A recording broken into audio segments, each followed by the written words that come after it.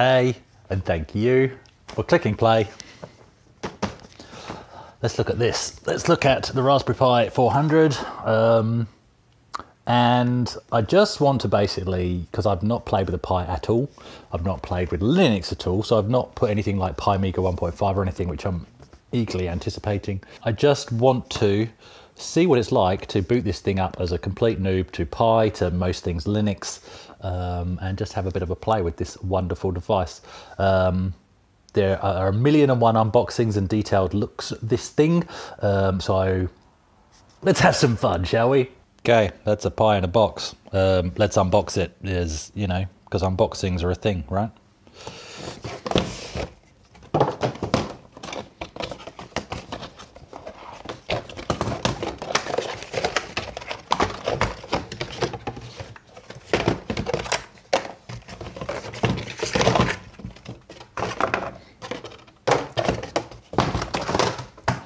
Unboxed.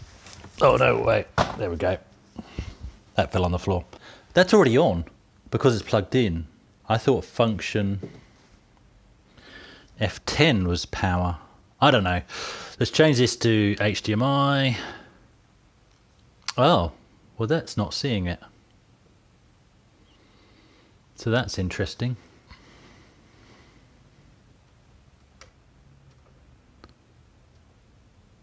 Okay. Okay, right, that's a blank screen. Okay, so I don't know what happened there, but at the end of the day, it's now working. Yeah, all right, okay, so we're in. Okay, so first time I've played with anything like this. Welcome to your Raspberry Pi desktop. Before you start using it, there are a few things set up. Click next. And look, at the end of the day, it's easier. Does this have a pound key on the keyboard? No. Okay, as in a pound symbol, not a hash or number symbol. For those of you in the United States of can't speak English. Let's change this to Australia. God, yeah, that's a slow scroll. What if I press A? Nope. I've been asking too much. Oh, come on. Australia. Here we go. Australian English, that's a thing, is it? No. Yes, using English, I'm going to use US keyboard. Well, we'll just leave that. Okay, next. Enter a new password, and I'm going to hide the characters. Does it show them when I type them? No, not at all. You know, sometimes it shows you the character and then hides it. That would not be good right now. Desktop should fill the entire screen. Well, almost. Screen shows a black border, so this is probably going to turn on overscan. Searching for wireless networks, and it's going to want a password if it finds the network. It does find the network. Right, let's try that. Okay. The operating system and applications will now check and update if necessary. This may involve a large download. Please click next and update software. Click skip to continue without checking. Well, no, let's go. Let's do it. Let's go next. And just see what it says. It is not 17:21 on Thursday the 20th, so it hasn't yet grabbed the time. Now it has. Yep, 12:50, Saturday the 13th, the 2nd, 21. Fantastic. That's looking like a large update, so I'm pausing here, and we'll come back when that update is done. System is up to date. There we go. Okay, cool. Restart. Let's see what a restart looks like, shall we? Goes black. My screen will probably now moan.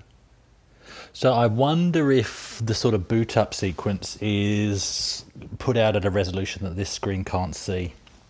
That's my guess there. Because isn't there usually a Linuxy booty uppy thing? Oh no, I just saw some text top right. You might not have seen it because it was probably bleached out by my wonderful £7.50 light that I use.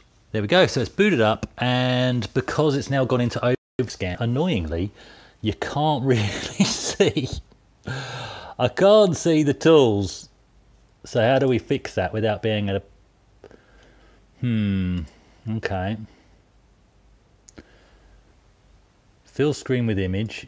Yeah. Fit image onto screen. I think that's the background image though, isn't it? Yeah, that's the background image.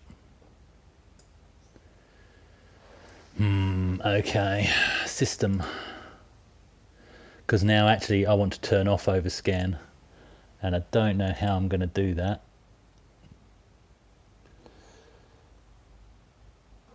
Preferences, appearance and settings, I'm guessing. Now this is a good test really. Oh, screen configuration. This is a good test because at the end of the day, this is the whole point. I don't know how to use this.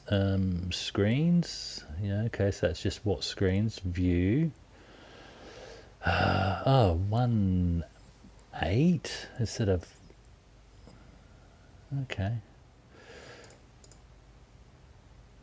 That's just screens, view, help.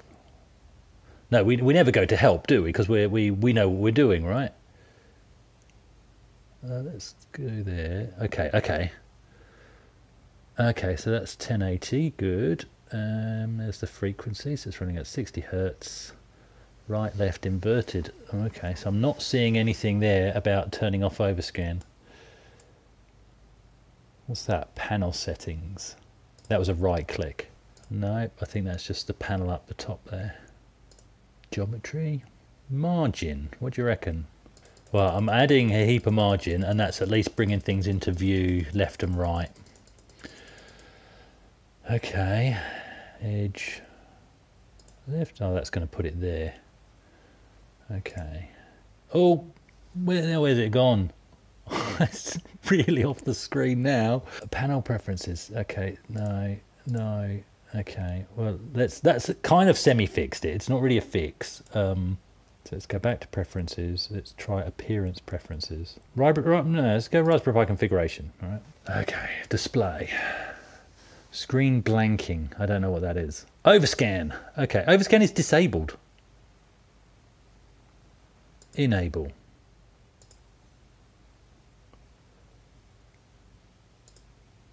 It's rebooting. Got a little flashing icon. That's all on the screen.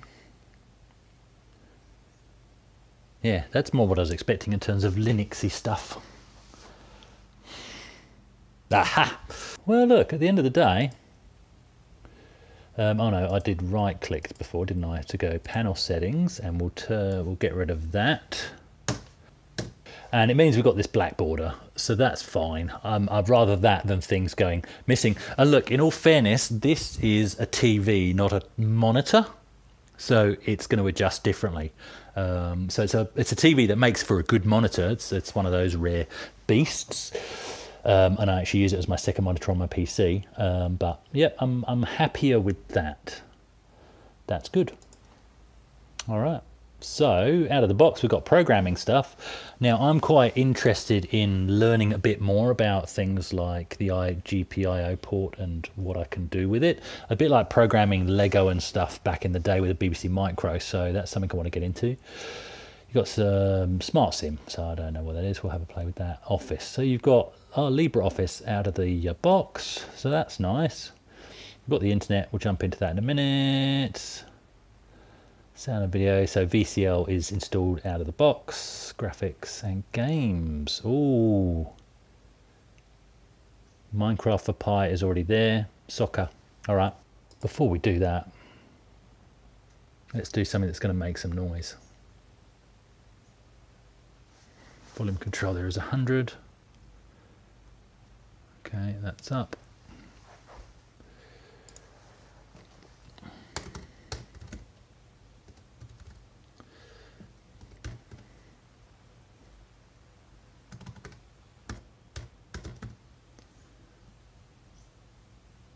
Can't even spell my own channel.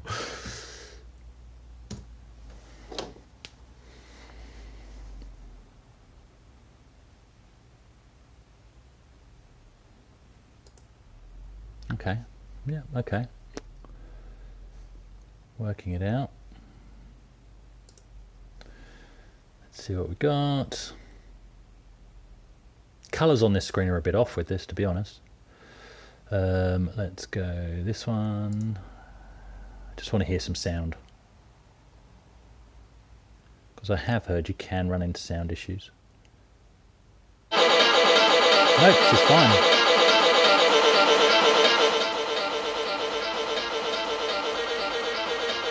Not the clearest resolution, but that's probably YouTube bringing it down. Let's see what it's putting it out at. Auto 480p. Thank you for clicking play. Let's whack it up to 1080. And go full screen.